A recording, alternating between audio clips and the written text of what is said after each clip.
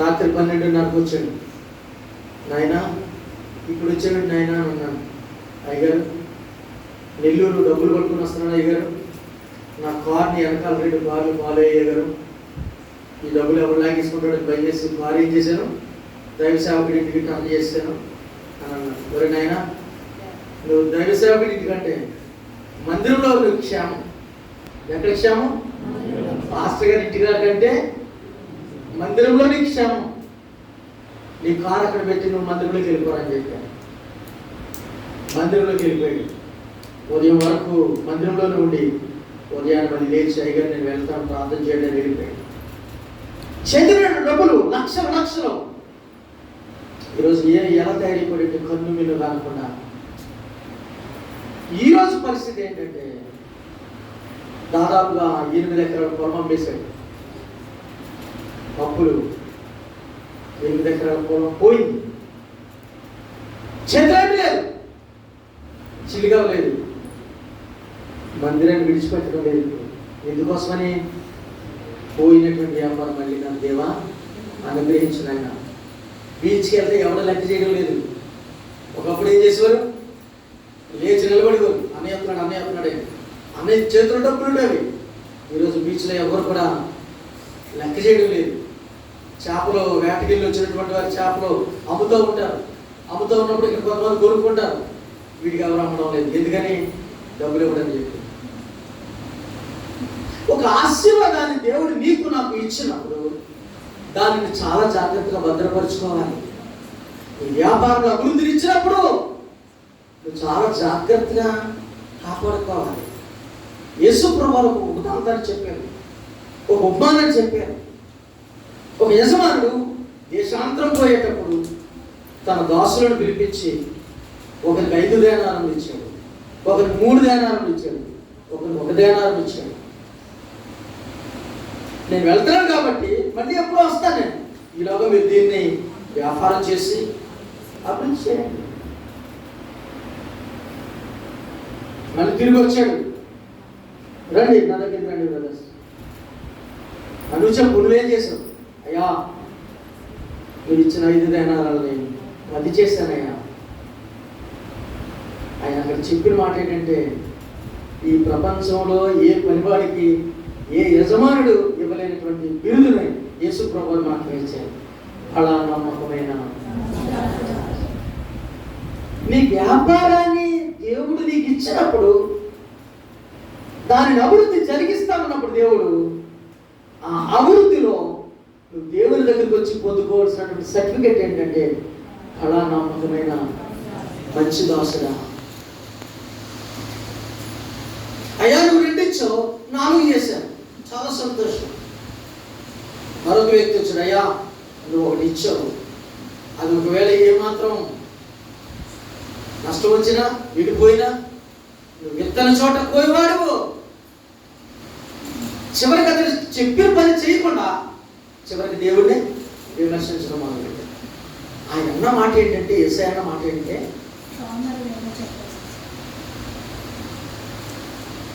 2-4 చేసినటువంటి 5-10 చేసినటువంటి వారికి వారి నమ్మకత్వాన్ని బట్టి నీకు అనేకమైన వాటి మీద నీకు నియమిస్తా ఉన్నాను. హల్లెలూయా. అనేకమైన వాటి మీద నియమిస్తున్నానంటే నీ వ్యాపారాన్ని దేవుడు వృద్ధి పొందిస్తా ఉన్నాడు. కొంతమంది చేసేటటువంటి పని ఏంటంటే, దేవుడిచ్చినటువంటి ఈ వ్యాపారాన్ని, దేవుడిచ్చినటువంటి అభివృద్ధిని దేవుడిచ్చాడన్న సంగతి మర్చిపోయి వర్షానుసారంగా చేస్తా ఉంటారు. కీర్తన గ్రంథం 1 మాటలో చెప్పిన మాట అంటే, దుష్టులు ఆలోచన చూడడం అడుగుక, అపరిమార్గమున నిలువక, అపహాస్యులు కూర్చొని చూడటం. నువ్వు చెయ్యొద్దు, నువ్వు అది చెయ్యొద్దు. దేవుడు నిన్ను తనకిష్టమైనటువంటి కుమారుడిగా కుమార్తెగా నిన్ను రూపొందించుకున్నాడు, నిర్మించుకున్నాడు, ఏర్పరచుకున్నాడు. నువ్వు నేను ఎంత గొప్పలో తెలుసా? నువ్వు నేను ఎంత గొప్పలో తెలుసా? తల్లి గర్భంలో మనం ప్రవేశించే ముందు కొన్ని లక్షల కణాలు ఉద్భవిస్తాయంట. ఎన్ని లక్షలు చెప్పండి అందరూ? కొన్ని లక్షల కణాలు తల్లిదండ్రుల యొక్క కలయిక వల్ల కొన్ని లక్షల కణాలు ఉద్భవిస్తాయట.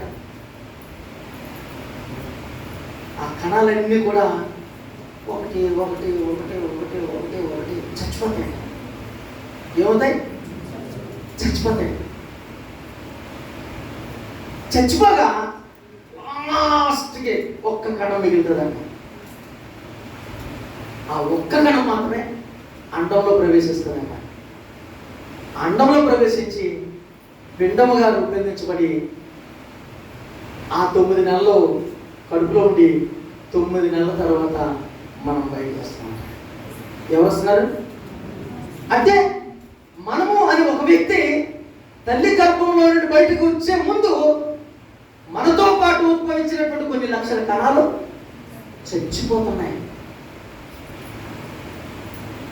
చచ్చిపోయిన జాబితాలో కానీ మనం ఉంటే ఈరోజు ఈ లోకంలో ఉండేవాళ్ళము. దేవుడు ఎంత ప్రేమ లేకపోతే నిన్ను కణముగా ఉన్నటువంటి నిన్ను ఇతర కణాల వల్ల ఒత్తిడికి గురి కాకుండా నిన్ను ప్రొటెక్ట్ చేసి సంరక్షించి నువ్వు ఒక్క కణం మాత్రమే అండంలో ప్రవేశించడానికి దేవుడు కృపనిచ్చి మిగతా కణాలన్నీ కూడా చచ్చిపోవడానికి దేవుడు అనుమతించాడనంటే నిన్ను నన్ను దేవుడు ఎంత ప్రేమిస్తున్నాడో ఒకసారి అర్థం చేసుకోవాలి. మనకు అర్హత లేనటువంటి ప్రజలు మనం, దేవుడు నిన్ను నన్ను ప్రేమించి ఈ లోకంలోకి రప్పించి తన ఆశీర్వాదాలను స్వతంత్రించుకునే బిడ్డలుగా మనం చేస్తే నీవు చేసే పని ఏంటంటే దుష్టులతో సహవాసం చేస్తున్నావా? దుష్టుల ఆలోచన చొప్పున నడవక, అప్పుల మార్గంలో నిలవక, అపహాసకులు కూర్చుండే చోట. ఇప్పుడు వ్యాపారాలు అభివృద్ధి అయిన తర్వాత మనుషులు ఏం చేస్తున్నారంటే ఈవినింగ్ కాలింగ్ అంట. ఏ కాలింగ్? ఈవినింగ్ కాలింగ్, సాయంత్రం పిలుపు. ఎవరికి? ఇప్పుడు ఎక్కడ ఉన్నారా? వచ్చాయి, కొత్త నువ్వు తెచ్చేయి, వచ్చేయి, నేను వచ్చేస్తాను. ఇప్పుడు ఉదయం నుండి సాయంత్రం దాకా కష్టపడినటువంటిది ఈ విధమైనటువంటి దానికి ఖర్చు పెడితే వాక్యంలో రాయబడి మాట ఏంటంటే దుష్టుల ఆలోచన చొప్పున దేవుడు నిన్ను ప్రేమించి నీకు ఆశీర్వాదాలు ఇచ్చాడు నీ చేతికి, దీవెనలు ఇచ్చాడు నీ చేతికి. దుష్టులతో నువ్వు సాంగత్యం చేస్తూ, పాపులతో సాంగత్యం చేస్తూ, అపహాసకులతో నువ్వు సాంగత్యం చేస్తూ నీ జీవితాన్ని విచ్ఛిన్నం చేసుకుంటే నీ వ్యాపారం ఏ రీతిగా అభివృద్ధి చెందుతుంది ఒకసారి గమనించండి. ఒకరోజు హైదరాబాద్లో నేను కాలేజీలో చదువుతున్నప్పుడు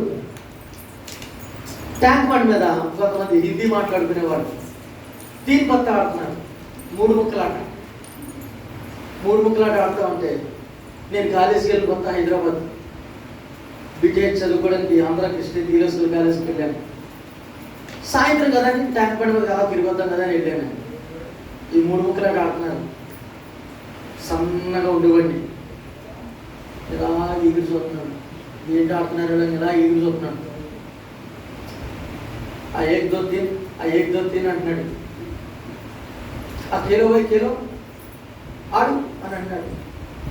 ఏం కేళ్తానో నాకు తెలిస్తే కదా కేళడానికి. కేలో నాకు ఏం అర్థం అవ్వట్లేదు, నాకు రాదు అని చెప్పాను.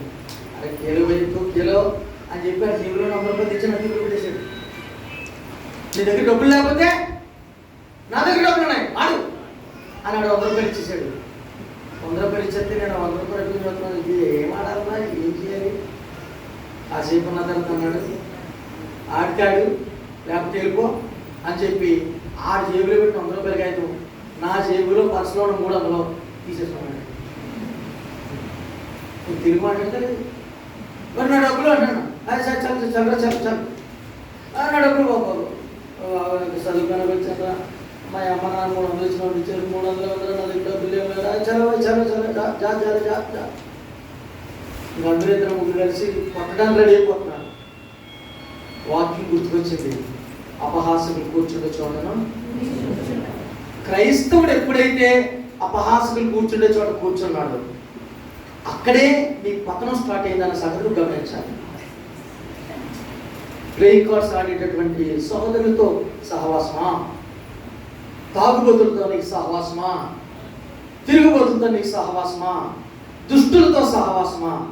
నువ్వు దేవుని సన్నిధికి వచ్చి దేవునితో గడుపుతున్నప్పుడు ఇంకా ఈ లోక సంబంధమైనటువంటి వ్యసనాల్ని విడిచిపెట్టుకోకపోతే దేవుడు నీకు ఏ రీతిగా అభివృద్ధి ఇవ్వగలడు ఒకసారి ఆలోచన చేస్తాను. నీ అభివృద్ధికి నువ్వే అడ్డుబండగా నిలబడుతున్నావు. నీ అభివృద్ధికి నువ్వే అడ్డుబండగా నిలబడుతున్నావు. దుష్టుల ఆలోచన చెప్పుకున్నాడు సొలొమోను రాజ్యాన్ని పరిపాలన చేస్తున్న సమయంలో ఆగతాయి యవనస్తుల యొక్క ఆలోచనను తీసుకుని తన రాజ్యాన్ని ఏం చేసుకున్నాడు? పతనం చేసుకున్నాడు. ఎవరి ఆలోచన? ఆగతాయి యవనస్తుల యొక్క ఆలోచన. పెద్దల ఆలోచన చాలా ముఖ్యమైందండి. అనుభవం కలిగినటువంటి వారి ఆలోచన చాలా ముఖ్యమండి. అనుభవం కలిగిన వారు ఎప్పుడు కూడా ఆలోచన చెప్తున్నప్పుడు ఆలోచన మనం తీసుకోవాలి. దుష్టుల యొక్క ఆలోచన, పాపుల మార్గము, అపహాసకులు కూర్చుండే చోటు, దీన్ని విడిచిపెట్టి నీ వ్యాపారము అభివృద్ధి చెందాలంటే, దేవుడు నీ కుటుంబాన్ని దీవించాలంటే రెండవ చరణాన్ని చూద్దాం. కీర్తన గ్రంథము 1వ కీర్తనలో, యెహోవా ధర్మశాస్త్రమునందు ఆనందించుచు దివారాత్రము దానిని ధ్యానించువాడు ధన్యుడు. హల్లెలూయా. యెహోవా ధర్మశాస్త్రమునందు ఆనందించుచు దివారాత్రము దానిని ధ్యానించువాడు ధన్యుడు. వాక్యంలో ఉన్నటువంటి మాటల్ని నేను చెప్పాలని ఇష్టపడుతున్నాను. దేవుని యొక్క వాక్యాన్ని దివారాత్రములు ధ్యానం చేయాలన్నాను.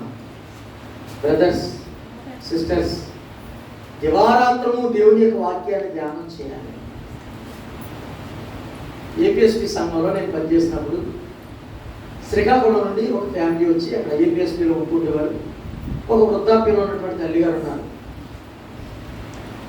ఆమె అన్నది, అయ్యా నేను రోజుకి 7 సార్లు ప్రార్థన చేస్తానయ్యా అన్నది. ఎన్నిసార్లు ప్రార్థన? 7 సార్లు ప్రార్థన చేస్తానయ్యా అన్న. చాలా సంతోషం అన్నాను. వాడు మనోడు వచ్చి అంటాడు, పనే పాట నీకు, అన్నం ఉండాలా, కూర ఉండాలా, నువ్వు పెడితే తిన్నా తప్ప నువ్వేమైనా పని చేయాలా, బట్టలు ఉతకాలి, ఏం చేయాలి? మరి 7 సార్లు కాకపోతే 8 సార్లు నువ్వు చేస్తావు ప్రార్థన అని అన్నాడు. అంటే నీకు ఖాళీ ఉంది కాబట్టి నువ్వు చేస్తున్నావు, మాకు ఖాళీ లేదు కాబట్టి మేము చేయడం లేదు అన్నట్టుగా మాట్లాడాడు వ్యవస్థ. చెయ్యాలనే మనసు నీకుంటే ఏదో విధంగా నువ్వు ప్రార్థన చేస్తావు. దివారాత్రము దేవుని యొక్క వాక్యాన్ని ధ్యానం చేయాలి. నీ అభివృద్ధికి మార్గము, సూచన, నీ అభివృద్ధికి సూచన వాక్యమే. వాక్యాన్ని నువ్వు దివారాత్రము ధ్యానం చేయాల్సినటువంటి అవసరం ఉంది. రాత్రింబగళ్ళు వాక్యాన్ని ధ్యానం చేయాలి. కొంతమందికి ఖాళీ ఉండడం లేదు, తీరిక ఉండడం లేదు, వెరైటీగా చదువుతుంటారు కొంతమంది వాక్యాన్ని. ఎక్కడ క్యాలెండర్ వచ్చిన ఉంటుంది కదా, ఒక వచనం ఉంటుంది కదా, ప్రతిరోజు గుర్తుపట్టు ఆ క్యాలెండర్ దగ్గరికి వెళ్ళి ఒక వాక్యం చదువుకుంటాను ప్రార్థన చేసుకుని బయటకు వెళ్ళిపోయే మనుషులు చాలా మంది ఉన్నారు. దేవుని పిల్లలారా, దేవుని వాక్యం అంటే ఆసమస్య కాదు నాన్న. దేవుని వాక్యం అంటే ఆసమస్య కాదు. ఏదో మీరు కేవలం ఒక వచనాన్ని చదువుకుని వెళ్ళిపోవడం కాదు. భక్తుడైనటువంటి దావీదు చెప్తున్న మాటలు వినండి. అయ్యా, ఈ వాక్యము నన్ను బ్రతికిస్తా ఉంది. హల్లెలూయా. చచ్చిపోవాల్సినటువంటి నన్ను ఈ వాక్యమే బ్రతికిస్తా ఉంది నాయన.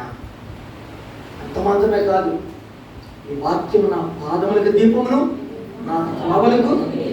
నేను చీకట్లో నడుస్తున్నప్పుడు నాకు భయం లేదు, ఎందుకంటే నీ వాక్యం నాకు వెలుగుగా ఉంటుంది.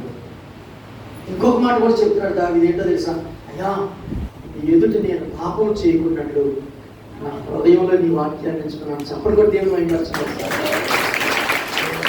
నీ ఎదుట నేను పాపం చేయకున్నట్లు నా హృదయంలో ఈ వాక్యాన్ని ఉంచుకున్నాను.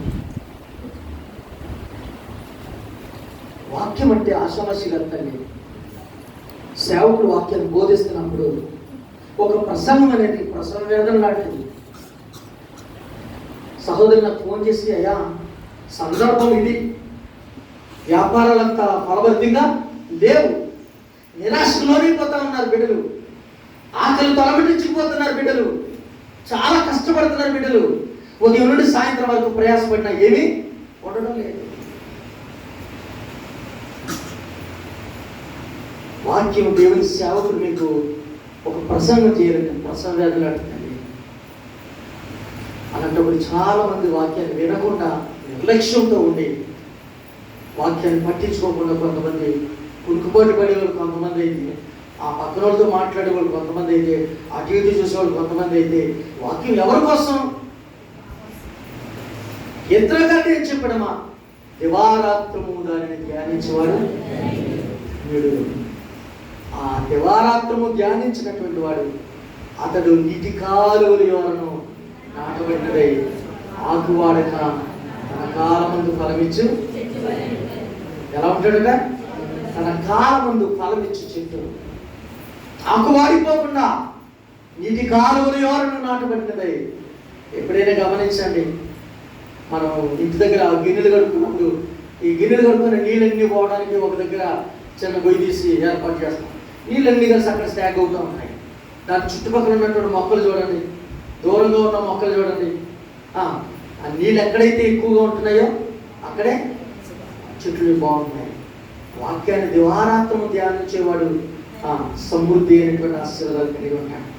ఒకరోజు మా వీధిలో ఒక కుక్క 4 పిల్లలు పెట్టింది. ఎన్ని పిల్లలు పెట్టిందని? 4 పిల్లలు పెట్టింది. 4 పిల్లల్లో ఒక పిల్ల చాలా లావుగా ఉంది, మిగతా 3 పక్క సిక్కిపోయి ఉన్నాయి. ఎందుకు అలా ఉంటాయి చెప్పండి? ఈ పెద్ద కుక్క ఎక్కడికో బయటికి వెళ్ళి వచ్చేస్తుంది, అలా పడుకుంటే ఈ 4 కుక్క పిల్లలు వచ్చి ఏం చేస్తాయి? పాలు తాగి పడుకుంటాయి. అలాంటప్పుడు నలుగురు కూడా ఒకేలా ఉండాలా? ఓ కుక్క పిల్ల పుష్టిగా ఎందుకు చెప్పండి? కారణం ఏంటంటే ఈ తల్లి కుక్క అలా ఊర్లోకి వెళ్ళిపోతుంది కదా, ఏదో పని మీద వెళ్ళిపోయినప్పుడు ఈ పుష్టిగా ఉన్నటువంటి కుక్క పిల్లని చూసారా, 2 ఇళ్ళు అవతల కాసేస్తుంది వాళ్ళ అమ్మ కోసం. 2 ఇళ్ళు అవతల మొత్తం అంటే స్టాప్, స్పీడ్ బ్రేకర్ ఇప్పుడు తాగనట్టు అక్కడ ఆఫ్ చేసి అది శుభ్రంగా కడుపు తాగిన తర్వాత ఓ అంటుంది. అది అక్కడికి వచ్చేసరికి మొత్తం కడుపు నిండా తాగేసిందేమో. ఈ మిగతా ఆటలన్నీ ఈ 3 పంచుకుంటున్నాయి. ఆ 3 అందుకని బాగా సిక్కిపోయాయి. ఈ ముందుగా వెళ్ళిపోయినటువంటి కుక్కలు ఏం చేస్తుంది? మళ్ళీ మూతులు చేసుకునేప్పుడు వచ్చి అలా చెప్తుంది, మీరే తాగండి, మీరే ఉండండి, నన్ను ఉపవాసం పెట్టేయండి అన్నట్టు. నేను సేవకుడిగా చెప్తున్నాను, వాక్యం కూడా అంతే. హల్లెలూయా. ఎవరి జీవితంలో ఎక్కువ వాక్యాన్ని ఆలకిస్తుంటారో వారి జీవితం పుష్టిగా ఉంటుంది. హల్లెలూయా. అతడు నీటి కాలువల యోరను నాటబడినదై ఆకువాడక తన కాలమందు ఫలమిచ్చు చెట్టు వలె ఉండెను. అతడు చేయనిదంతయు సఫలం చేస్తాడు. అన్ని నేను సేవకుడిగా కొన్ని మాటలు చెప్పాలనుకున్నాను. దేవుడు ఏమేమి సఫలం చేస్తాడు మన జీవితంలో? దేవుడు ఏమేమి సఫలం చేస్తాడు మన జీవితంలో? కొన్ని మాటల్ని మనం ధ్యానం చేసుకుని ఈరోజు వాక్యంలో మనము ముందుకి వెళ్దాము. దయచేసి ప్రతి ఒక్కరు కూడా 10 నిమిషాలు ఈ మాటల్ని ధ్యానం చేయాలని ఇష్టపడుతున్నాను. కీర్తన 20వ కీర్తన 4వ చరణం చూడండి అన్న.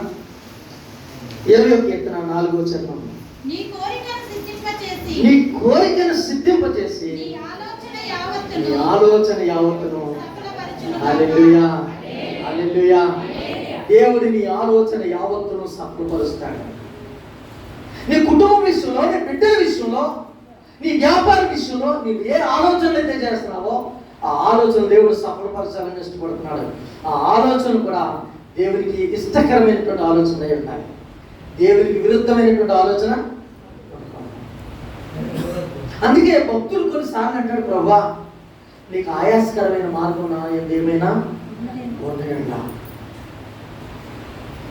నీకు ఆయాసకరమైన మార్గం నాలో ఏమైనా ఉంటే, దేవునికి ఇష్టం లేనటువంటి ఆలోచన నీలో ఏమైనా ఉంటే దానిని తొలగించుకోవాలి. దేవునికి ఇష్టకరమైనటువంటి ఆలోచన మనం కలిగి ఉండాలి. వాక్యంలోనే చెప్తున్న మాట అంటే సాధ్యమైతే నువ్వు ఇతరులకు మేలు చేసే ఆలోచన ఉండాలి తప్ప ఇతరులకి కీడు చేసే ఆలోచన నీకు రాకూడదు. చిన్నప్పుడు ఆట ఆడుకునేవాడు. చిన్నప్పుడు ఏం చేసేవాడు? ఆట ఆడుకునేవాడు. మరి మీరు ఆడుకునే ఉండొచ్చు కానీ మీరు చెప్పరు. కళ్ళు మూసేసి ఆడి చేతిలో ఇసుకేసి మళ్ళీ ఆడి కొంచెం ఉమ్మేసేసి అందులో పొలమ పెట్టి ఆడి కళ్ళు మూసి జాగ్రత్తగా తీసుకుని వెళ్ళి పొల తీసుకుని అక్కడ వేసారని చెప్పి అక్కడ ఏం చేసి మళ్ళీ ఆ రూట్లో వస్తే తెలిసిపోద్దని చెప్పి ఆ డొంక తిరిగిలో ఆ రూట్లో ఈ రూట్లో వచ్చి వచ్చేటప్పుడు గోతుల నుండి తీసుకొస్తే ఆ గోతులు పడిపోయాడు. మరి ఇక్కడ తీసుకొచ్చిన తర్వాత కళ్ళు గట్టిగా మూసేసుకోవడమో ఆడికి ఈ కళ్ళు గట్టిగా మూసేసినందువల్ల ఇక్కడ కళ్ళు తెరిచినట్టే కనబడేది కాదు, రూట్ కనబడేది కాదు. ఇప్పుడు వీడికి ఎక్కడ వేసాడు, వీడికి ఏం తెలుస్తుంది? అదే మనకు వచ్చింది అనుకోండి, అదే మన కళ్ళు ఆడు మూసాడు అనుకోండి, ఆడు తీసుకెళ్ళినప్పుడు జాగ్రత్తగా వెళ్ళిపోయి వచ్చేటప్పుడు కాలుతో ఇలా గీత తీసుకొని వచ్చేసుకోండి. మోసం. ఆడికైతే ఒక రూలు, మనకైతే ఒక రూలు. ఒక ఆట అనే దాన్ని సరదాగా మనం చెప్పుకోవచ్చు, కానీ నేను సేవకుడిగా చెబుతున్నాను. నువ్వు విశ్వాసం కాబట్టి నీ ఆలోచనలన్నీ దేవునికి మహిమకరమైన ఆలోచన ఉండాలి. హల్లెలూయా. నీ ఆలోచనలన్నీ ఇతరులకు మేలు కలిగించేటటువంటి ఆలోచన ఉండాలి. సాధ్యమైతే ఆకలిగా ఉన్నటువంటి సహోదరుడికి అన్నం పెట్టి ఆలోచన చేస్తాం. సాధ్యమైతే కష్టంలో ఉన్న సహోదరుడికి సహాయం చేసే ఆలోచన పెట్టుకోవాలి. ఇక్కడే బ్రదరు నడుగుడు రాజ్ కుమార్ గారు తెలుసు కదా, రాజ్ కుమార్ గారిని ఫిలిప్పైన్స్ దేశానికి పంపించాను నేను. ఈ ఎయిర్పోర్ట్లో వాళ్ళు వెళ్ళేటప్పుడు వీసాలు మరి ఇది నీది ఇది నీది ఇది నీది టక్క తీసుకుని తొందరగా ఫ్లైట్ రెడీ ఉంది పారిపోండి అని చెప్పేసి అన్నాం. వాళ్ళు వీసాలు పట్టుకుని వెళ్ళిపోయారు, పాస్పోర్ట్లు వీసాలు పట్టుకుని వెళ్ళిపోయారు. ఇక్కడ నుండి సింగపూర్ నుండి ఫిలిప్పైన్స్ 2 విమానాలు ఎక్కి దిగిపోయాడు. ఫిలిప్పైన్స్లో ఆ ఇమిగ్రేషన్ దగ్గర ఈ పాస్పోర్ట్ చెప్తే పాస్పోర్ట్ అతను కాదు, ఈ 2 దేశాలకు బాగానే వెళ్ళిపోయాడు. అక్కడ పాస్పోర్ట్ నీది కాదు, అర్జెంట్గా లోపల వేసేయండి అని చెప్పి లోపల వేసారు. నాకు వీడియో కాల్ చేసి, సార్ నన్ను లోపల వేసేసారు సార్ నన్ను ఏదైనా విడిపించాను సార్. కంగారు పడుతున్నాం. అక్కడ పోలీస్ ఆయన లోపలికి వచ్చి ఎక్కడికి వెళ్ళాలని అన్నాడు. సార్ ఇక్కడికే మీటింగ్కి వచ్చాను, ఐఎన్సీ చర్చ్కి వచ్చానని ఇండియా నుండి చెప్పాను. నేను కూడా ఐఎన్సీ చర్చ్ మెంబర్ని. హల్లెలూయా. నేను కూడా ఐఎన్సీ సంఘస్థుడినే, నువ్వేం భయపడు అని చెప్పి ఆయన నాకు ఫోన్ చేసి పాస్పోర్ట్ కావాలి అర్జెంట్గా చెప్తే అతని పాస్పోర్ట్ని అతని పేరు మీద లేనటువంటి ఇంకో వీసాని ఆ వీసాను మార్చి అర్జెంట్గా వితిన్ 10 minutesలో మళ్ళీ వాళ్ళకి వాట్సాప్లో పంపించేసరికి సహోదరుని వెంటనే బయటకు పంపించేసరికి సాధ్యమైతే నీ ఇతరులకు మేలు చేయాలి కానీ కీడు చేయాలి. నీ ఆలోచన ఎప్పుడు కూడా ఇతరులకు సహాయం చేసేటటువంటి ఆలోచన కలిగి ఉంటాను.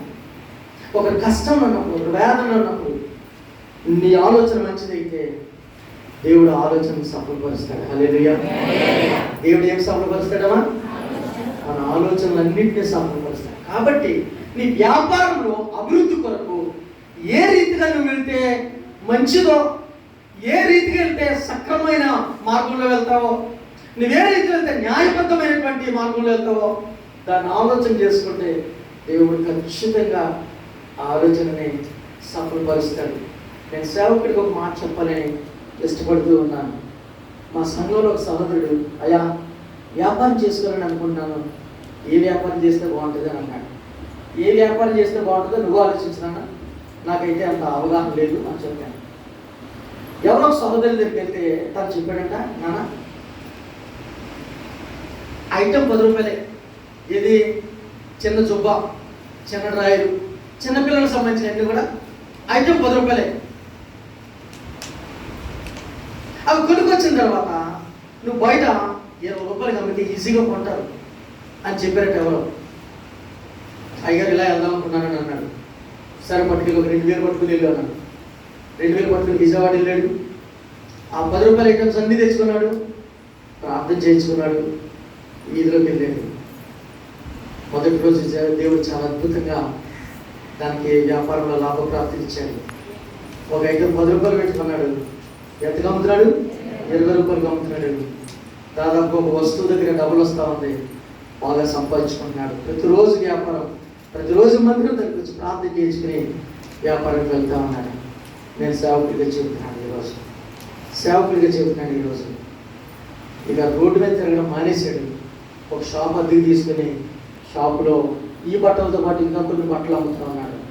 అద్భుతమైనటువంటి ఎదుగుదల దేవుడు అతని జీవితంలో అనుగ్రహించాడు. నేను సేవకుడిగా చెబుతున్నాను, మనం దేవుని యొక్క వాక్యాన్ని దివారాత్రము ధ్యానిస్తూ మన మంచి ఆలోచన కలిగి ఉంటే మన ఆలోచన దేవుడు సఫలపరుస్తాడు. రెండవది సామెతల గ్రంథం 16వ అధ్యాయంలో 2-3 చరణాలు చూడండి ఒకసారి. సామెతల గ్రంథము 16వ అధ్యాయము 2-3 వచనాలు. ఒకరి నడతలన్నయు వాని దృష్టికి కనబడును. యెహోవా ఆత్మలను పరిశోధించువాడు. నీ పనుల భారము యెహోవా మీద నుంచుము, అప్పుడు నీ ఉద్దేశములు నీ ఉద్దేశాలన్నీ కూడా సఫలం చేస్తాడు. హల్లెలూయా, హల్లెలూయా. ఏం సఫలం చేస్తాడన్నా? దేవుడు నీ ఉద్దేశాలన్నిటినీ సఫలం చేస్తాడు. కనికరం కలిగిన దేవుడు.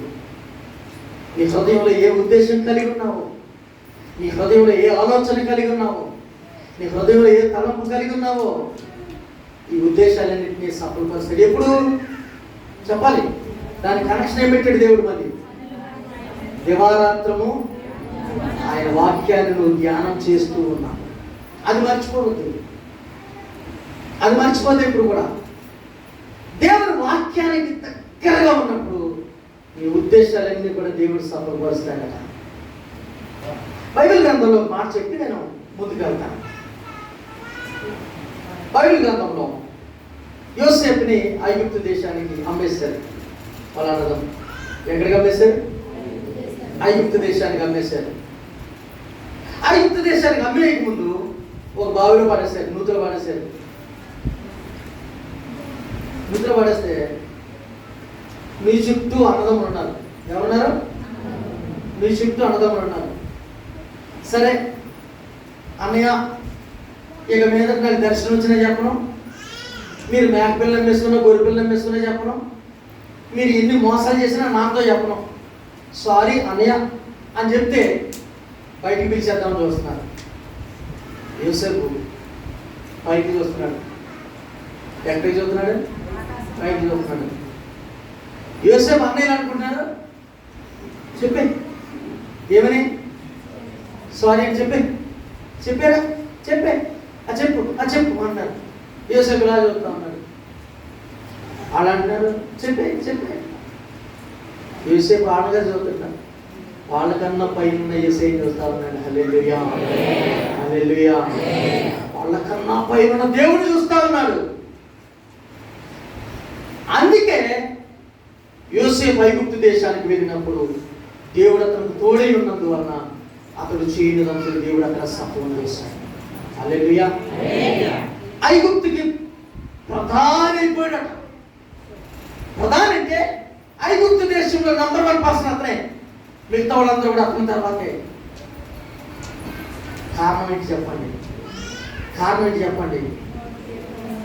అతడు దేవునితోనూ వాక్యంతోనూ అతని జీవితాన్ని ముడిపెట్టుకున్నాడు. మనం ఏ వ్యాపారం చేసినా, ఎక్కడికి వెళ్తున్నా, ఏం చేస్తున్నా దేవునితోనూ వాక్యంతోనూ మనం ముడిపెట్టుకున్న జీవితం మనకి ఉండాలి. రాత్రి నా ప్రయాణంలో కొంత దూరం లారీ మీద రావాల్సి వచ్చింది. కొంత దూరం లారీ మీద వచ్చాను. లారీ మీద వచ్చిన తర్వాత ఆ లారీ డ్రైవర్ సినిమా పెట్టి ఆ జాకు ఆ హోమ్ థియేటర్కి పెట్టి ఈ చిన్న సెల్ ఫోన్లో వచ్చే సినిమా పెద్ద సౌండ్ వచ్చేలా పెట్టాడు. ఇక ఆడిని నా రూట్లోకి లాక్కురాడు. బ్రదరు మీ దేవుడు ఏంటి సార్ అన్నాడు. అలా రాబందాక కొద్దిసేపు మనం మాట్లాడుకున్నాను. అది ఆపాడు. ఆపిన మీ దేవుడు ఎక్కడ, ఇదేంటి పరిస్థితి ఏంటి అని అంటే మా ఆవిడ చర్చికి వెళ్తుందని అన్నాడు. మరి నువ్వు వెళ్ళవా అని అంటే నేను డ్రైవింగ్ కదా ఇలా వెళ్ళిపోతూ ఉంటాను, నేను వెళ్ళను అని అన్నాడు. మీ ఆవిడ చర్చికి వెళ్తాను. నేను రాసిన పాటలు వింటావా, నేను రాసిన పాటలు ఉన్నాయి కొన్ని విను అని చెప్పి ఆ జాబుగా కాస్త నా ఫోన్ తగిలించాను. ఆడు డ్రైవింగ్ చేస్తూ చేస్తే ఏం చేస్తాడు తెలుసా, స్టీరింగ్ మీద దెబ్బలేస్తున్నాడు, జిమ్చిక్ దెబ్బలేస్తున్నాడు. నేను సేవకుడిగా చెప్తున్నాను, నువ్వు ఎక్కడున్నా సరే దేవుని వాక్యంతో దేవునితో అటాచ్మెంట్స్ ఉండాలి. నీ వ్యాపారంలో నువ్వు చేసే ప్రతీది కూడా సఫలం అవ్వాలని అనుకుంటుంది. నీ ఉద్దేశాలు దేవుడు సఫలపరచాలంటే నువ్వు దేవునికి దగ్గరగా జీవించాలి, శిలువకు దగ్గరగా జీవించాలి. శిలువను పట్టుకుని నువ్వు ఉండాలి, శిలువను పట్టుకుని వేలాడాలి, శిలువ దగ్గర నువ్వు మోకరిల్లాలి, నువ్వు ప్రభుతో చక్కని అనుబంధం కలిగి ఉండాలి. మూడో విషయం నేను చెబుతున్నాను. కీర్తన గ్రంథం 20వ కీర్తన 5వ చరణం. కీర్తన గ్రంథం 20వ కీర్తన 5వ చరణం. చదవండి, దాన్ని గట్టిగా చదవండి. యెహోవా చేయుచున్నాము, మా దేవుని నామం బట్టి ఎత్తుచున్నాము, నీ ప్రార్థనలన్నీ యెహోవా సఫలపరచును. అంటే ఆమె చెప్పండి, నీ ప్రార్థనలన్నీ యెహోవా సఫలపరచును కాక. నేను ఈరోజు సేవకుడిగా చెబుతున్నాను, నువ్వు రేపు ఉదయాన్నే లేచి నీ వ్యాపారం నిమిత్తము సమస్తాన్ని సర్దుకుని నువ్వు ప్రార్థన చేసి నువ్వు ప్రయాణాన్ని ప్రారంభిస్తే, నువ్వు ప్రార్థన చేసి నువ్వు వ్యాపారాన్ని ప్రారంభిస్తే దేవుడు నీ ప్రార్థనలన్నీ సఫలపరచును గాక. ఆమేన్. నిరాశ విడిచిపెట్టండి, నిరాశ విడిచిపెట్టండి, ఆందోళనతో ధైర్యంతో దేవుని మీద ఆధారపడి ప్రార్థన చేసుకుని మీ వ్యాపారం ప్రారంభించండి. దేవుడు అద్భుతమైనటువంటి సఫలతనిస్తాడు. మీ ప్రార్థనలన్నీ యెహోవా సఫలపరచు. కీర్తనకారుడండి, నిజంగా ఈ మాటలు నేను జ్ఞాపకం చేస్తున్నాను వినండి. కీర్తనకారుడు దావీదు గొర్రెలు కాసుకునేవాడు. ఏం చేసేవాడు తల్లి చెప్పండమ్మా, అందరూ వింటున్నారు నాన్న, చెల్లి వింటున్నారా? గొర్రెలు కాసుకునేవాడు. సితారా వాయించుకుంటూ ఆ గొట్ల మీద కూర్చొని పాటలు పాడుకునేవాడు. ఎక్కడ అవకాశం దొరికితే అక్కడ మోకరించి ప్రార్థన చేసుకునేవాడు. అద్భుతమైనటువంటి విజయం. దావీదు గొల్లియోతును కొట్టడం అనేది సాధారణమైన విషయం కాదు. చరిత్రలో ఒక్క దెబ్బతో పడిపెట్టినంటే దేవుడు దావీదు ప్రార్థనని సఫలపరిచాడు. హల్లెలూయా. దేవుడు దావీదు ప్రార్థనను ఆలకించాడు. మనకున్న పరిస్థితులు అలాగే ఉండిపోవండి బ్రదర్స్, సిస్టర్స్, మనకున్న పరిస్థితులు అలాగే ఉండిపోవమ్మా. దేవుడు ఖచ్చితంగా నీ ప్రార్థనను ఆలకించి నీకు ఉన్నతమైనటువంటి భవిష్యత్తును ఇవ్వబోతూ ఉన్నాడు. ఖచ్చితంగా దేవుడు గొప్ప కార్యాలు చేస్తాడు. నేను సేవకుడిగా చెప్పగలను. ఇంటర్మీడియట్లో 2 డ్రెస్సులు, కాలేజ్కి వెళ్ళినప్పుడు 2 డ్రెస్సులు, స్కాలర్షిప్ ఇచ్చారు ఫస్ట్ ఇయర్ తర్వాత స్కాలర్షిప్ ఇస్తే సెకండ్ ఇయర్కి 2 జతలు కొనుక్కున్నాను. ఫస్ట్ ఇయర్లో జరిగిన సంఘటన చెప్తాను జాగ్రత్తగా. ఆదివారం చర్చికి వెళ్ళి వచ్చేసి టవల్ కట్టుకుని ఇంట్లో ఉన్నాను. 2 జతల బట్టలు మడత పెట్టేసి జాగ్రత్తగా మళ్ళీ సోమవారం నుంచి కాలేజీకి వెళ్ళాలి కాబట్టి ఓ పక్కన పెట్టేసుకున్నాను. టవల్ కట్టుకుని ఇంటి దగ్గర ఓ పాస్టర్ గారు సైకిల్ తొక్కుంటూ వచ్చి, బాబు చిన్న బాబు నా షర్ట్ చిరిగిపోయినాడు, ఒకసారి చూడు అని అన్నాడు. ఆయన ఈ చెమటకి షర్ట్ నలిగిపోయి చెయ్యల పైకెత్తాడట. చెయ్యల పైకెత్తితే ఆ చెమటకి నేను నలిగిపోయిన షర్టు పైరుడి కింద వరకు చిరిగిపోయింది.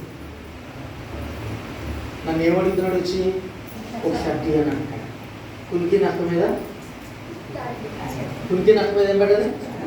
నాకు ఉన్నాయా 2 జతలో. అయ్యగారు వచ్చేమంటున్నారు, ఒక షర్ట్ ఇవ్వ అంటున్నారు. ధైర్యం చేసి, అయ్యగారు షర్టే కాదండి ప్యాంటు కూడా ఇస్తాను అయ్యగారు అని లోపల మనకు పెట్టి ఇస్తే ఆ పాస్టర్ గారు స్నానం చేసేసి ఆ బట్టలు వేసుకున్నారు. నా దగ్గర 5 రూపాయలు ఉంటే 3 రూపాయలు బొగ్గడి 2 రూపాయలు టీ. ఎంత? 3 రూపాయలు బొగ్గడి 2 రూపాయలు టీ పాస్టర్ గారికి ఇచ్చాను.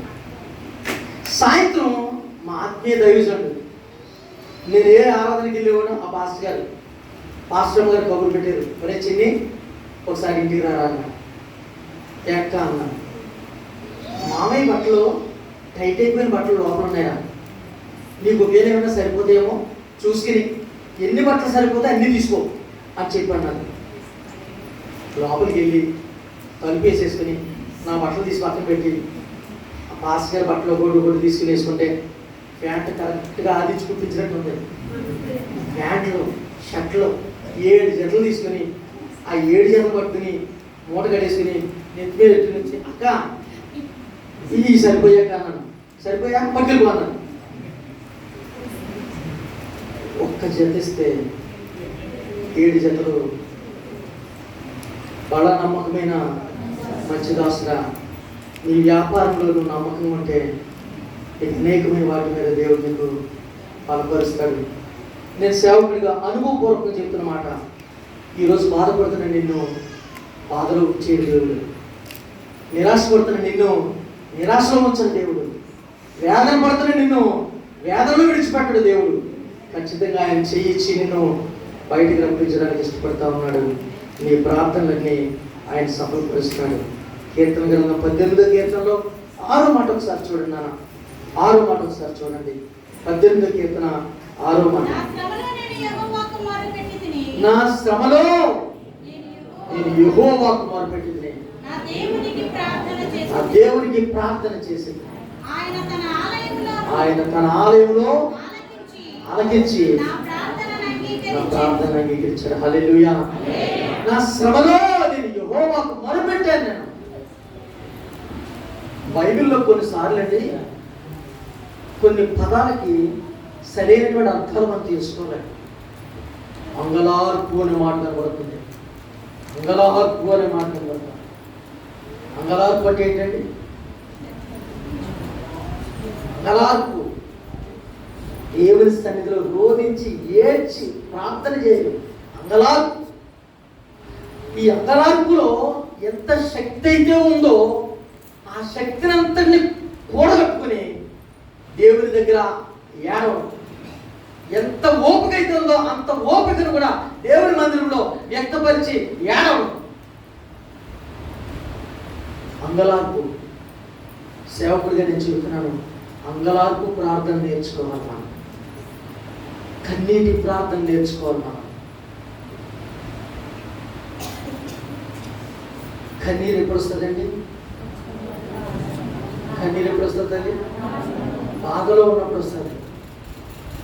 సేవకుడిగా నేను చెబుతున్నాను, నువ్వు ఆత్మీయంగా లోతులకు వెళ్ళినప్పుడు నీ ప్రార్థనలో ఖచ్చితంగా కన్నీరు రావాలి. దేవుడు మన ప్రార్థనలను సఫలపరిచేటటువంటి వాడు. యెషయా గ్రంథం 26వ అధ్యాయంలో ఒకసారి చూడండి. యెషయా గ్రంథం 26:2 ఎవని మనస్సు నీ మీద ఆనుకొనును కాపాడుదువు, ఏలయనగా అతడు నీ యందు విశ్వాసం ఉంచి ఉన్నాడు.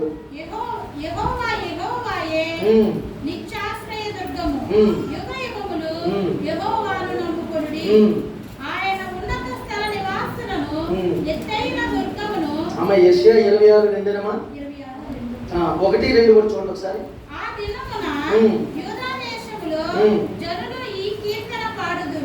బలమైన పట్టణం ఒకటి మనకున్నది, రక్షణ దానికి ప్రకారముగాను గురుజులుగాను ఆయన నియమించి ఉన్నాడు. సత్యమును ఆచరించు నీతి గల జనులు ప్రవేశించినట్లు ద్వారములను తీయుడి. దేవుని పిల్లలు ఇక్కడ ఉన్నటువంటి మాటలు ఆలోచన చేస్తే దేవుడట ఆయన పిల్లల వెంట మనం చేసే ప్రతి పనిని కూడా సఫలపరుస్తాడట. హల్లెలూయా. ఏం చేస్తాడట? నీ పనులన్నిటినీ కూడా దేవుడే సఫలపరుస్తాడట. కొన్ని సందర్భాల్లో చాలా చిన్న ప్రార్థన చేస్తాం. మన అవసరాల కోసం చిన్న ప్రార్థన చేస్తాం. చిన్న ప్రార్థన చేస్తే పెద్ద కార్యాలు చేసే దేవుడు మనకున్నాడు. ఇశ్రాయేలీయులు అరణ్యంలో ప్రయాణమై ఇక చివరికి కనానుపురం దగ్గరికి వచ్చారు. మోషే చచ్చిపోయాడు. మోషే చచ్చిపోయినప్పుడు యెహోషువ ఇశ్రాయేలు నాయకుడిగా ఉన్నాడు. వాళ్ళు ప్రయాణమై వస్తా ఉన్నప్పుడు అమాలేకీయులు అనేటటువంటి వారు ఇశ్రాయేలు మీద యుద్ధం ప్రకటించారు. అయ్యా, మేము మీ ఊర్లో వెళ్ళిపోతాము, మేము కుడికి కానీ ఎడమకి కానీ చూడము, మీ బావిలో ఉన్నటువంటి నీళ్లు మేము తాగము, మాకేమవుతుంది, జస్ట్ మీ ఊర్లోకి వెళ్ళిపోవడానికి దారి. వాళ్ళు దారి ఇవ్వలేదు కదా, యుద్ధం ప్రకటించేసారు. వాళ్ళు స్థానికులు కాబట్టి వాళ్ళ దగ్గర యుద్ధోపకరణాలు అన్నీ ఉన్నాయి. ఇశ్రాయేలు దగ్గర యుద్ధోపకరణాలు ఏమి కూడా లేవు. మోషే ప్రార్థన చేశాడు, సూర్యుడా నీవు గిబియోనులో నిలువము, చంద్రుడా నీవు అయ్యాలోను లోయలో నిలువము. యెహోషువ మళ్ళీ ప్రార్థన చేసే వరకు సూర్య చంద్రులు ఖాతం లేదటండి. హల్లెలూయా. ఎంత ప్రార్థన అండి అది? చిన్న ప్రార్థన, చిన్న ప్రార్థన. ఇశ్రాయేలీయులు శత్రువులపై విజయం సాధించేంత వరకు కూడా సూర్యుడు చంద్రుడు ముందుకి కదలేదట. ఒకనాడెల్లా అనే మాట రాయబడింది. ఒక రోజంతా కూడా సూర్యుడు చంద్రుడు అక్కడ ఉండిపోయారు. నీ ప్రార్థనలన్నీ, నీ పనులన్నీ కూడా దేవుడు సఫలపరిచేడు. 12వ వచనం, 26:12. నిజముగా నీవు మా పక్షమున నుండి మా పనులన్నిటినీ హల్లెలూయా. దేవా, నువ్వు మా పక్షం నుండి, నువ్వు మా పక్క నుండి మా పనులన్నిటిని కూడా సఫలపరచలేదు. మొన్నటి దినాన నా కూతురికి పెళ్లి చేయాలని ఆలోచన నాకు లేదు. నా కూతురికి పెళ్లి చేయాలని ఆలోచన లేదు. నా కూతురు చదువుకుని బయటకు వచ్చింది. వచ్చిన వెంటనే దేవుడు చిన్న ఉద్యోగాన్ని ఇచ్చాడు రైతు భరోసా కేంద్రంలో. సర్లే 22 సంవత్సరాలు కదా, పెళ్ళి ఇప్పుడెప్పుడు ఎందుకు చేస్తానని అనుకున్నాను. ఈలోగా ఓ పాస్టర్ గారు నా దగ్గరికి వచ్చి, ఏమయ్యా పాస్టర్ గారు, నీ కూతురు పెళ్ళి చేయవా అని అన్నాడు. పెళ్ళి చేయమంటే చేద్దామండి అని అన్నాను. మరి నాకు సంబంధం ఉంది, తీసుకురాని అన్నాడు. తీసుకొచ్చాయని అన్నాను. నా చేతిలో డబ్బులేం కూడా లేవు. తీసుకొచ్చాడు. తీసుకొచ్చిన తర్వాత అబ్బాయి ఫ్యామిలీ చాలా బాగుంది. సరే, అబ్బాయి వాళ్ళు పాపని ఇష్టపడ్డారు, పాప కూడా అబ్బాయి చూసి ఇష్టపడ్డది, కుటుంబాన్ని ఇష్టపడ్డది. మమ్మల్ని కూడా ఒకసారి రమ్మంటే అక్కడికి వెళ్ళాము. వెళ్ళిన తర్వాత వాళ్ళు చూసుకుని నచ్చిందని చెప్పి మాట్లాడుకుందామా అన్నాడు. మాట్లాడుకోవడం నా దగ్గరే ఉన్నాయి, ఏమీ లేవు. అకౌంట్లో నిజంగా చెప్తున్నానండి, నిజంగా బలిపేట మీద చెప్తున్నాను, అకౌంట్లో 100 రూపాయలు లేకున్నప్పటికీ నిజంగా. ఎప్పుడు నాకు వచ్చింది, ఒకవేళ నాకు నెల వచ్చింది అంతా కూడా నా ఇంట్లో ఏదో సామాన్ కొనుక్కున్నది ఈఎంఐలు పోతుండే తప్ప ఇంక మళ్ళీ బ్యాలెన్స్ ఏమి ఉండదు. ఇక పరిచయకి వెళ్ళిపోవాల్సిందే అంతే. మాట్లాడుకుందామంటే మాట్లాడుకుందామని అన్నాడు. నా పక్కన మాస్టర్ ధైర్యపడుతున్నాడు, మాట్లాడే పర్లేదు అని అన్నాడు. చెప్పండి అని అన్నాను. కుటుంబాలకు ఇష్టమైంది కాబట్టి ఓ 10 లక్షలు అన్నాను అన్నాడు. ఎంత? 10 లక్షలు. 10 లక్షలు అన్న తర్వాత నేను గల ఆలోచించుకుంటున్నాను. పక్కన వాళ్ళ అత్తగారు ఇచ్చాను, బండు ఏంటి బండు బండి అడగండి. ఈ 10 లక్షలు అన్న కాడికి నా మాట రాలేదు, మళ్ళీపోను. నేను అన్నాను, అయ్యా ఓ పని చేద్దామండి, మీరు ప్రార్థన చేయండి, నేను ప్రార్థన చేస్తాను, తర్వాత మళ్ళీ ఫోన్ చేసి మాట్లాడదాం. లేదు లేదు, మరి మేము ఏదో అన్నాం, మీరు ఏదో చెప్పండి అని అన్నారు. ఆ పాస్టర్ గారు, నా పక్కన ఉన్న పాస్టర్ గారు గురికెత్తున్నాడు, ఏదో అన్నయ్యా అను, ఏదో అంటే మన దగ్గర ఉండాలి కదా అనే. అన్న 2 లక్షలు ఇస్తానండి, 2 లక్షలు ఇస్తానండి. అబ్బాయి బాగోలేదు, ఆ సంఘబద్ధ ఒక ఆయన మాట్లాడి అబ్బాయి బాగోలేదు, కనీసం 8 లక్షలు అన్నా, 10 లక్షలు అడిగింది కదా, 8 లక్షలు అన్నా ఇవ్వాలి కదా. వాళ్ళకి 3 సంఘాలు ఉన్నాయి, ఒక్కో సంఘంలో 200 మంది ఉంటారు. కుర్రోడు ఒకడే, వాళ్ళకి మగపిల్లలు ఇంకా ఆడపిల్లలు కానీ ఎవరు లేదు, ఒకడే బాబు కేరళలో బయట ట్రైనింగ్ చేశాడు. సరే, మనకి కూడా ఒక పాపే బీటెక్ చదువుకుంది, అగ్రికల్చరల్ బీటెక్. నేను 2 ఇస్తానన్నాను. ఇంకో మాట అని అంటారు, ఇదే బాబు ఇంకో మాట నా దగ్గర ఉంటాయి కదా. ప్రార్థన చేసి నేను వెళ్తానని చెప్పేసి వచ్చేసాను. వచ్చిన తర్వాత మళ్ళీ మధ్యలో ఇంకో మాస్టర్ గారు మాట్లాడి చివరికి 3 లక్షల కట్నము, ఓ 30,000 ఆడపిల్ల కట్నము, ఒక బండి సంవత్సరం తర్వాత పెట్టడానికి వాళ్ళు ఒప్పుకున్నారు. చేతిలో డబ్బులు లేవు. మా అక్క దగ్గరికి వెళ్ళి, అక్క ఇలాగా నైన్తల విషయంలో సంబంధం కుదిరిందక్క, మరి నిశ్చితార్థం పెట్టమంటున్నారు 17వ తారీఖుని, ఏం చేద్దాం అక్క అన్నాను. అక్క వెంటనే 50,000 ఇచ్చింది. 50,000 ఇచ్చి తీసుకుని ఇల్లు చెయ్యని అన్నారు. ఇంతకీ ఏంటంటే ఆ 50,000 నా అకౌంట్లో రాగానే ఈఎంఐలో 20,000 కట్టయిపోయాయి. 30,000 ఉన్నాయి. దేవుడు మహాత్మను బట్టి 17వ తారీఖున పాపకి ఎంగేజ్మెంట్ ఘనంగా మహిమకరంగా జరిగిందండి. నవంబర్ 6వ తారీఖుని ప్రధానం, 7వ తారీఖు వివాహం.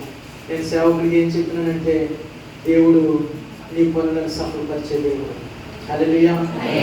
నీ చేతులు ఏమి లేకపోవచ్చు కనుక, నీ కుటుంబంలో ఏమి లేకపోవచ్చు కదా, ఒకవేళ 4 దిక్కులు చూసినా సరే నీకేమి కనబడకపోవచ్చు కనుక,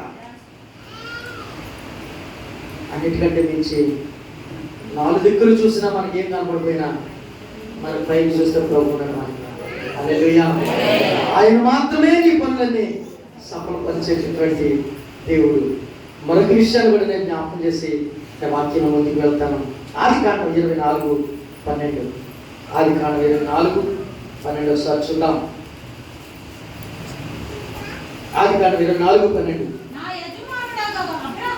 నా యజమానుడుగా అబ్రహాము దేవుడైన యెహోవా నేను వచ్చిన కార్యమును త్వరలో సఫలం చేసి నా యజమానుడుకు అబ్రహాము. హల్లెలూయా, హల్లెలూయా. మన కార్యాలను సఫలం చేసేటటువంటి దేవుడు, కార్యాలను సఫలం చేసేటటువంటి దేవుడు. నిరాశపడిపోవద్దు బ్రదర్స్, నిశ్చింతగా ఉండండి బ్రదర్స్, దేవుడి మీద ఆధారపడి ఉండండి బ్రదర్స్. నీ కార్యాలు దేవుడి సఫలం చేయాలని ఇష్టపడుతున్నాడు. అన్నిటికంటే మించి నీ కార్యాలు దేవుడు సఫలపరుస్తున్నాడు. కాబట్టి నేను ప్రారంభంలో చెప్పేటటువంటి మాట ఏంటంటే, నువ్వు బలా నమ్మకమైన మంచి దాసుడా, నీకు ఇచ్చిన అభివృద్ధిలో బలా నమ్మకమైన మంచి దాసుడని నువ్వు దేవుడి దగ్గర మెప్పు పొందాలి. అందుకే దేవుడు అక్కడ కూడా ఏం చెప్తున్నాడంటే, నువ్వు ఈ కొంచెంలో నమ్మకం అన్నావు కాబట్టి నేను ఇంకా అనేకమైన వాటి మీద నియమిస్తాను. కొంచెంలో నమ్మకం అన్నావు కాబట్టి పరిచర్య జరగాలి, దేవుని పని జరగాలి. దేవుడికి నీకు ఇచ్చినటువంటి ప్రయత్నాల్లో సఫలత దేవుడు ఇచ్చాడు కాబట్టి, దేవుడికి ఇచ్చిన రాబడిలోని లాభంలోని, దేవుడిని ప్రయాసపడిన దాంట్లో వచ్చినటువంటి దాంట్లో దేవుని పని కొరకు నువ్వు నమ్మకంగా ఇవ్వాలి. దేవుని పని కొరకు నమ్మకంగా ఇవ్వాలి. చిన్నప్పుడు సంఘటన జరిగింది. మా అమ్మ 2 రూపాయలు ఇచ్చి సండే స్కూల్లో వెళ్ళి ₹1 కానుకేస్తే ₹1 చాక్లెట్ కొనుక్కోమని. ఏం కొనుక్కోమంది? ₹1 కానుకేస్తే ₹1. ఈలోగా నాకు చిన్నప్పటి నుంచి ఫుడ్ సైకిల్ తొక్కడం చాలా ఇష్టం. మా నాన్న అడిగాను, నాన్న సైకిల్ నేర్పించానంటే, కూడా నాకు ఖాళీ ఉన్నప్పుడు నేర్పిస్తానులే అన్నాడు. ఆదివారం చేతిలో డబ్బులు కనబడుతున్నాయి. ₹2? ₹2. చేతినట్టు డబ్బులు అంటే ఆ రోజుల్లో నాకు ₹2 చాలా ఎక్కువ. సండే స్కూల్కి వెళ్ళాను కానీ ఫాన్కి వెళ్ళలేదు. ఆ ₹2 కొనుక్కుని సైకిల్ షాప్ దగ్గర వెళ్ళిపోతే, చిన్నానా సైకిల్ ఇవ్వ, ఫుడ్ సైకిల్ అని అన్నాడు. ఎంత ఉందా నీ దగ్గర అని అన్నాడు. ₹2 చిన్నానా అన్న. ₹2 తీసుకుని నా పేరు రాసి ఫుడ్ సైకిల్ ఇచ్చేసాడు. ఆ ఫుడ్ సైకిల్ పట్టుకుని రోడ్డు మీద దొర్లించుకుంటూ వస్తున్నాను. తొక్కడం రాదు కదా మనకి. అలాగే పావుగంట తిప్పాను. గంటకి ₹1, 2 గంటలకి ₹2. పావుగంట తిప్పాను. ఈలోగా పెద్ద అయినా రోడ్డు మీద వెళ్ళిపోయేటప్పుడు ఒక మాట అన్నాడు, రే ఇరా అలా నడిపినరా తొక్కు అని అన్నాడు. తొక్కడం రాదన్నాడు. ఎక్కే వచ్చేస్తాను. ఈలోగా మాట కోర్సు వచ్చేసి ఓ తూము దగ్గరికి వెళ్ళి తూము మీదకి ఎక్కి సైకిల్ మీదకి ఎక్కి కాలు ఒక్కసారి గట్టిగా ఉటకాయించేసానండి. ఉటకాయించేసి దాని మీద కళ్ళు మూసేసాను. భయపడిపోయి కళ్ళు మూసేసి కళ్ళు తెరిచేసరికి పక్కన ఉన్న భారత తుప్పలో పడిపోయాను. కళ్ళు బయటికి గమ్మేసి భారత తుప్పలో పడిపోయాను. భారత తుప్పల్లోకి వెళ్ళి సైకిల్ సౌండ్ ఎలా అవుతుంది చెప్పండి సార్, చెప్పండి మీరు చెప్పండి. గాలి ఎంత పోదా, గాలి చూసుకొని పోతా ఉంది. నాకు వీపు మీద అన్ని ముళ్ళు గుచ్చిపోయి అలా ఎక్కడెక్కడ పడిపోయాను నేను. లెగుద్దామనంటే ఈ కుడిచే పెడదామంటే అక్కడ ముళ్ళు, ఈ అడంచే పెడదామంటే అక్కడ ముళ్ళు, ఇక లేద్దామంటే కుదరదు. ఈలోగా రోడ్డు మీద ఒక ఆయన మంచి సమరంగా పెద్దోడు పాపం ఒక ఆయన వచ్చి అయ్యో పాపం కుర్రోడు పడిపోయాడమ్మా అని లోపలికి వచ్చి తొక్కలోకి వచ్చి నన్ను చేత్తో సైకిల్ చేత్తో తెచ్చి రోడ్డు మీద పెట్టాడు నన్ను. ఈలోగా చిన్నప్పుడు నేను చెప్పాను కదండి, అసలు ఆర్థిక పరిస్థితి అంతంత మాత్రమే. ఎవరో ఇచ్చిన నిక్కర్లు ఎవరో ఇచ్చిన షర్ట్లు ఉండేది తప్ప కొత్త షర్ట్లు కొనే పరిస్థితులు ఉండేవి కాదు. అమ్మ సండే స్కూల్ పంపించింది, ఒక లూజ్ నిక్కర్ ఎవరో అయితే దాన్ని మొలతాడు తగిలించి ఈ తొక్కలో పడిపోయిన అన్నిటి కూడా పోయింది, మొలతాడు జాగ్రత్త కింద పోయిందండి. ఆ నిక్కర్ తీసుకుని భుజం మీద వేసుకుని సైకిల్ జాగ్రత్తగా సైకిల్ షాప్ దగ్గర తెచ్చి చిన్నానా సైకిల్ అన్న ఏరా నడక మారిపోయింది ఎట్లా అని అన్నాడు. నడక మారిపోయిందంటే ఏం తెచ్చాను సైకిల్ తీసుకో అని సైకిల్ ఇచ్చేసి నెమ్మదిగా ఇంటికి వస్తుంటే మా అమ్మ అంత దూరంలో చూసి కూడా బాబా ఏమైపోయిందిరా నాయన నీకు ఇలా నడుపుతున్నాడురా అని చెప్పి దగ్గరికి వెళ్ళిన తర్వాత ఇంకా నేను తర్వాత చెప్తాను అని అన్నాను. ఈ బ్రెండ ముళ్ళేడురా అని అన్నది. అప్పుడు చెప్పాను, నువ్వు ఇచ్చిన 2 రూపాయలు కానుకీయకుండా సైకిల్ తీసుకున్నాను, సైకిల్ తీసుకుని అడుగు పడిపోయాను అని అన్నాను. నా ఒళ్ళంతా కడిగి మా అమ్మ బోర్లో పడుకోబెట్టుకుని ఈ మీద ఉన్నటువంటి ముళ్ళన్నీ ఒక్కొక్కటి చెప్తుంది. బియ్యంలో రాళ్ళు వేస్తారు కదా, ఆ టైప్లో వేస్తుంది ముళ్ళని. మా నాన్న వచ్చాడు, ఎక్కడికి వెళ్ళి బయటికి వెళ్ళి వచ్చాడు. ఏమైంది ఇడికి అని అన్నది. అమ్మలు చాలా మంచోడు, ఇంట్లో ఏమైనా అయితే చెప్పరు నాన్నకు తొందరగా. అమ్మలు చాలా మంచోడు. ఏమవ్వలేదురా అని అన్నది. ఏమైంది చెప్పాను అన్నది. ఏమవ్వలేదురా అన్నది. చివరికి చెప్పేసింది, వీడికి 2 రూపాయలు ఇచ్చి చర్చికి పంపించాను, దేవుడికి రూపాయి ఇమ్మన్నాను, రూపాయి కానుకో చాక్లెట్ కొనుక్కోమన్నాను. ఈ 2 రూపాయలు వెళ్ళిపోయి అర్జెంట్ తీసుకున్నాడట. అది తుప్పలో పడిపోయాడట, ముళ్ళు కూర్చిపోయి.